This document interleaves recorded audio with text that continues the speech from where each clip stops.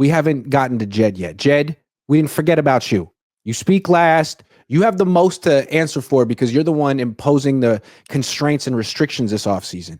John says the team is under tighter financial constraints. What does that mean and why? I love it. What is the reasoning and why? Did you make less profit last year? Are you spending more on other investments? Love to know an explanation on that one because you're worth like $7 billion. Yeah, so please explain that. And then a follow-up question.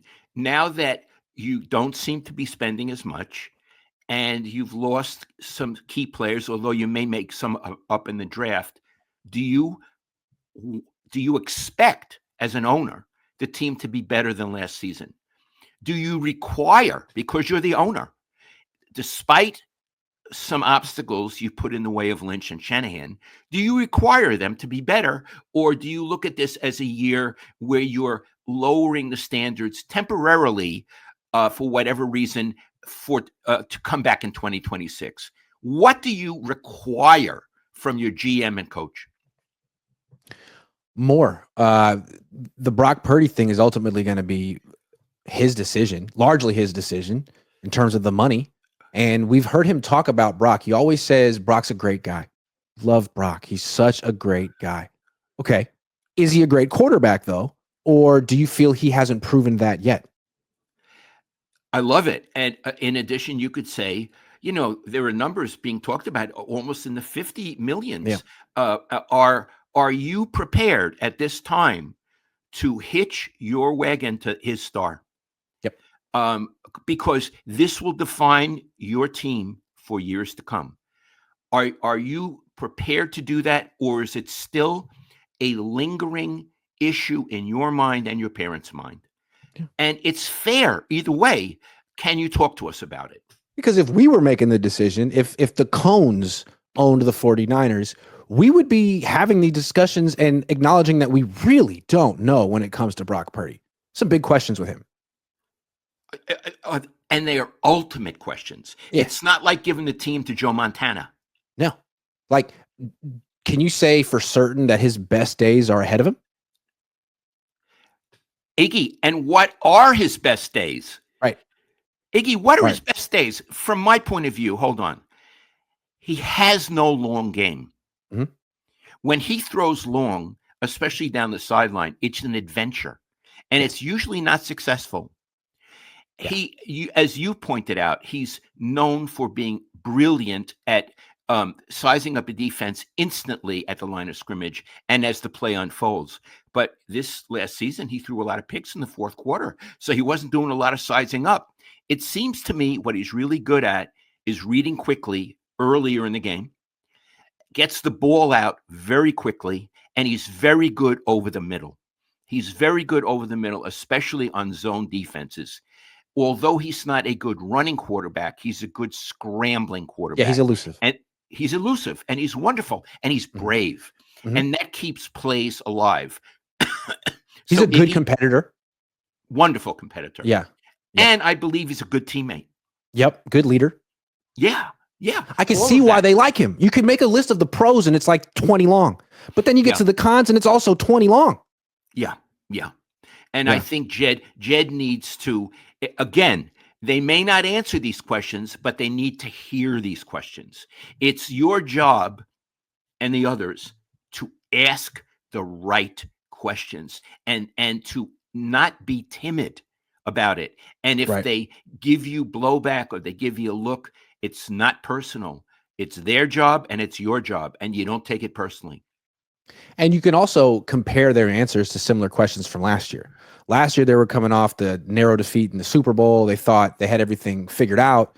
Jed was talking about how eager he and his family were to pay Brock eventually and how it's a great problem to have and how he's the guy. Okay, so what do you have we haven't heard from you in a while, Jed. It's been about a year. What do you have to say? Has your tone changed? Do you use different words? Are you as enthusiastic or are you like much more lukewarm? I mean, that's going to be easy to compare. It'll be fun to compare. Okay. And if there's time, Miggy, I would ask him about Juszczyk too. Mm-hmm. You signed off on them getting rid of Juszczyk. Yep. And obviously there were reasons. Then you signed on bringing him back. Why? Why? Yeah. Iggy, I can't get over that move. It's insupportable. And I'd like to know, Jed, why? Why are you confident that a team that went 6-11 last year and just lost 9 starters is going to be good next year? Yeah. And do you expect them to be good? Yeah. Or is this like just a throwaway year? Are you punting right now on 1st and 10? Yeah. Where do you stand? Yeah. And if you're fans punting on wanna 1st know. and 10, then what's the point of paying Purdy or anyone? This year doesn't even freaking matter. What are we doing? Yeah. Yeah. Right? Maybe that's why you're not spending any money on players, because it's like it's acknowledged what's going to happen. I'd love to hear what Jed has to say. Yeah, Iggy, I feel that this franchise right now, although it's very lucrative, in terms of their team, has to be doing the deepest soul searching, has to ask the most fundamental questions. Who are we? Where are we going? And who do we want to be? Those are they called it cliche existential questions. They got existential questions.